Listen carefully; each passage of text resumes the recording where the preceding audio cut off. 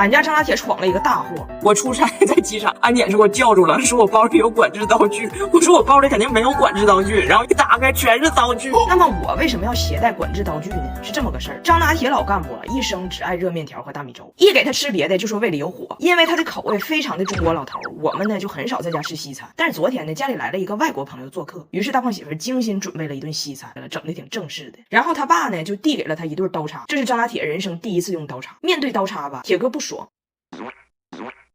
他不会用，但是铁哥好面啊，全桌子别人都在用，他心里再不想用，他也得装融入。刚开始吧，还真硬装了一会儿。然而他姐口无遮拦，当着众人面说他拿反了，开始纠正他，那这他就没面子了。然后他爸还有我们来自澳大利亚的朋友都来告诉张大铁他用错了，都来纠正他。是另外一个手，是这个手。那铁哥面子上过不去了，我听不懂你说的话，我吃不惯你做的饭，你还上这纠正我如何做一个 gentleman？ 跟谁俩呢？跟谁俩呢？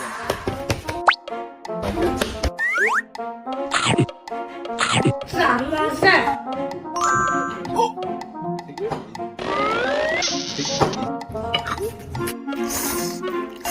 拿铁，你不用刀叉，咬不动牛排。你插我的右边，你咬不动，来都咬不动，什么玩意呢？别人纠正他咋用刀叉，他几分隐忍几分凉薄也就过去了。他最受不了的是我问他的时候，拿铁你干啥呢？你刀叉呢？你什么的你？你平时不用筷子吗？他们都是外国人，你搁这装啥呀？你搁这装啥？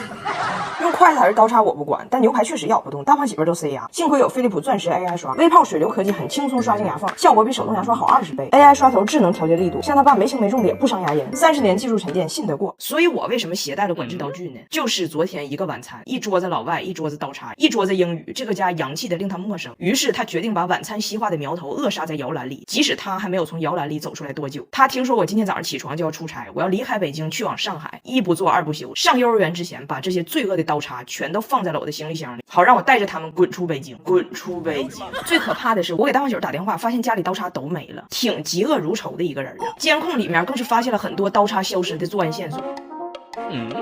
就连我妈扔垃圾的时候，他都悄摸跟着往垃圾袋里塞。哎呦我的妈！其实我早就应该预料到他一肚坏水，当天晚上吃完饭就已经有端倪。你在干啥呢？张大铁，你在干啥呢？你让我看看这是啥？你干的，你把叉扔厕所里了。我刚才拉了一个叉子，拉了一个叉子。张拿铁第一次迈出国门去了加拿大。作为在加拿大生活过的姐姐，在澳达到了加拿大，热情地告诉弟弟：“弟弟，这里其实是你的 hometown。拿铁 ，This is your hometown。有话你得吹。hometown 加拿大确实给了张拿铁一些文化冲击。刚落地温哥华，到了家，放下了行李。温蒂生怕张拿铁坐了10几个小时的飞机，倒时差太疲惫，立马把他带到了游乐场。到那儿，张拿铁就是一跟头。Oh, that was quite the ending. 曾经的我以为是我嫁的这一家人比较离谱，温蒂和布莱恩老两口子存款加一起4位数，还能那么没大心的虎了吧唧的快乐。没想到张拿铁在加拿大的深山老林里，还有一群真正的穷亲戚。那才是真虎真野性，给张大铁折磨屁了。第二天，全家驱车去了温蒂的表姐家，他家离城市非常远，老两口多少年都不上班了。要是没钱了，就往出出租一些他们家的大拖拉机、大梯子啥的，反正够活就行。一大片土地是祖辈留下来的，贼大。取外卖需要骑马，主打一个快乐。家门口有条河，夜深了，家里的男主人和女主人热情地领着到访的来客去跳河。张大铁看着爸爸和姑姑们毫无原因、毫无征兆，啪啪啪啪一个个全跳进了河里。张大铁吓坏了，以为河里有人溺水了。你这架势肯定是有生命危险的。谁掉水里了？他俩呢？救人呢？黢黑看了一圈也没看着谁有生命危险的。后来他爸说：“拿铁，爸爸马上游过来把你薅下来玩。”张大铁才明白，他再在那儿站一会儿，有生命危险的就是他，就是他。天亮了，更多的人跳水，17、8度的天儿，7、8度的水，70、80岁的老太太蹬着老寒腿，所有人都在喊张大铁快点跳，给张大铁吓的呀。这是张大铁最后的智慧了，我只要不动，这些外国人一定会把我当成一颗芦苇，这些老外呢，都觉得张大铁这个老外为什么看起来闷闷不乐，玩不开，一定是想家了，于是想尽办法让他嗨去，开拖拉机，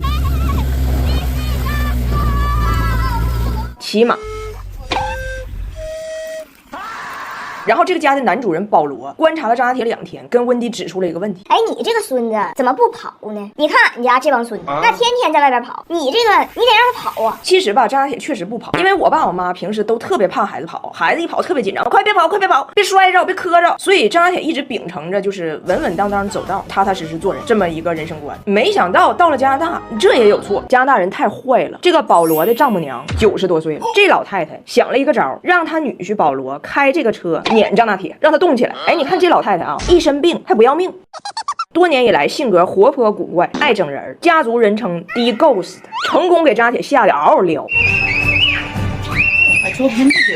咋说呢？张家铁确实害怕，也是3分怕车，7分怕鬼吧。我以为这几天的酷刑，张家铁也就妥协了，服了。但是从这些天加拿大传来的视频里，他依然在抓住一切时机、一切缝隙，进行着一些他力所能及的文化反输出。不能告诉他鹿皮了。有人哥，Julia pizza. Pizza. We like the pizza. The pizza is good. Pizza very good.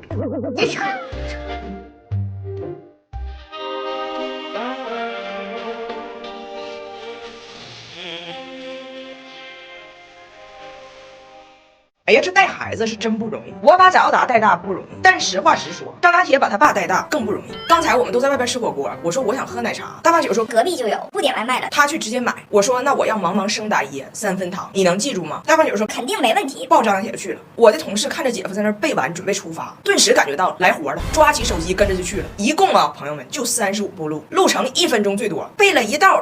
妈妈上大爷，妈妈烧人。到了奶茶店，大胖媳妇泰然若之，冲着人家店员要。好呀，盲人说的双大爷3分爽。盲人现在也是盲毛。是吗？你说。我刚想要，我才3岁。盲人孙大爷就够惨了，还给人整个3分熟，我们都笑得不行。只有张大铁那是真替他爸操心，担心他的未来，忍不住纠正他爸的汉语。但是他的爸爸学汉语，好比盲人孙大爷学刺绣，他主打一个谁也使不上劲儿啊。最后给张大铁急的，怎么说呢？只能说再爱孩子的家长，陪孩子写作业也有失去耐心的时候。这叫火锅。火锅。